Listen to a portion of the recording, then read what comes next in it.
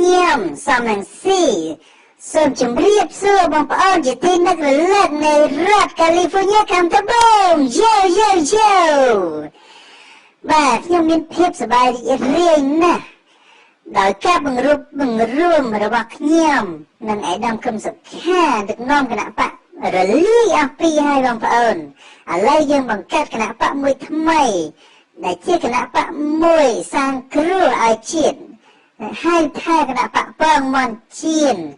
យើងខ្ញុំសប្បាយរីករាយណាស់ហើយយើងមានក្តីរំពឹងថាពិតជាអាចសង្គ្រោះខ្ញុំនិងឯកឧត្តមកឹមសុខាបានទៅធ្វើមានបាននៅស្រុកខ្មែរបងប្អូនសូមតែដៃបងប្អូនតែឲ្យខ្លាំងបងប្អូនបាទតាមរយៈរបាយការណ៍ឯកឧត្តមកឹមសុខារៀបរាប់ថាក្រោយការបង្រួបបង្រួមបងប្អូនពីមុនតាមរយៈការឲ្យលុយឲ្យកាក់យើងគៀនគ្រោះបានបងប្អូនយើងចូលរួមក្នុងអង្គពិធីម្ដងគឺ150នាក់ប៉ុន្តែចរន្តថ្មីគឺជាចរន្តមួយដ៏គួរឲ្យកត់សរសើរឯកឧត្តមកឹមសុខាមានប្រសាសន៍ថាកើនឡើងហើយលោកប្រធានកើនឡើងអ្នកគ្រប់គ្រងឥឡូវនេះតាមរយៈការបង្កើតការបង្រួបបង្រួមគ្នារបស់គណៈបកយើងទាំងពីរអិសរាជជនដឹកនាំទាំងពីរឥឡូវឃើញថាកើនឡើងពី150នាក់ដល់153នាក់ហើយបងប្អូនសូមអបអរបងប្អូនមិនក៏មិនទាំងដៃបងប្អូនបាទអរគុណបាទគឺកើនឡើងឯកឧត្តមកឹមសុខាមានប្រសាសន៍ថាគឺម៉ែក្មេកប្រពន្ធចុងនិងកូនបានចូលរួមបន្ថែម3នាក់ទៀតនេះជាជោគជ័យមួយបងប្អូន3នាក់ក៏ជាមនុស្សដែរបងប្អូនហើយក្នុងឱកាសនោះឯកឧត្តមកឹមសុខាមានសិទ្ធិប្រាងរៈអ្វីធ្លាក់ឡើងជង្គង់កែងបត់អ្នកវត្តកតុយធ្វើឲ្យម្ដាយក្មេកស្លាប់នេះជាចរន្តនយោបាយបងប្អូននេះជាប្រជាធិបតេយ្យគេដឹកនាំអញ្ចឹង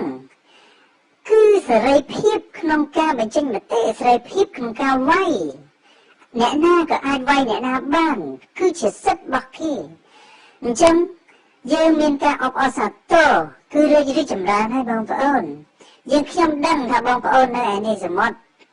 មានការបារម្ភពីប្រទេសជាតិអញ្ចឹងខ្ញុំសូមឲ្យបងប្អូនបន្តឧបត្ថម្ភថវិកាឲ្យបានច្រើនព្រោះយើងខ្ញុំដឹងថាបងប្អូនមិនមានសិទ្ធិបោះឆ្នោតទេប៉ុន្តែអ្វីដែលយើងខ្ញុំចង់បានមិនមែនសម្លេងឆ្នោតបងប្អូនទេយើងខ្ញុំត្រូវការតែលុយរបស់បងប្អូនទេយើងខ្ញុំដឹងថានៅស្រុកខ្មែរបងប្អូនលែងគ្រប់គ្រងគណៈបកឬក៏លែងគ្រប់គ្រងខ្ញុំទាំងពីរហើយគេបែរទៅគ្រប់គ្រងមេគាដឹកនាំដ៏ត្រឹមត្រូវរបស់គណៈបកប្រជាជនក្នុងការអភិវឌ្ឍជាតិលើគ្រប់វិស័យអញ្ចឹងយើងខ្ញុំមិនខ្វល់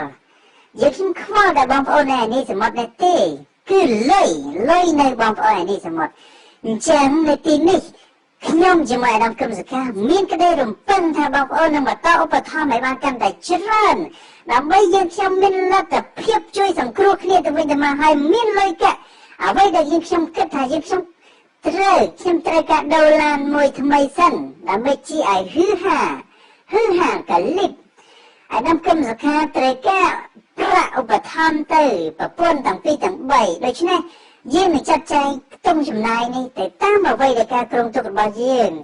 អបអរសាទរឡើងខ្មែរសូមក្រាបឡើងខ្មែរសូមរួមគ្នាខ្មែរសូមបញ្ចេញមនសិការឧបត្ថម្ភថវិកាឲ្យបានច្រើនដើម្បីឲ្យសាមញ្ញស៊ីនិងកឹមសុខាមានលុយសង្គ្រោះគ្នាជ័យយកគណៈបកពងមកជៀន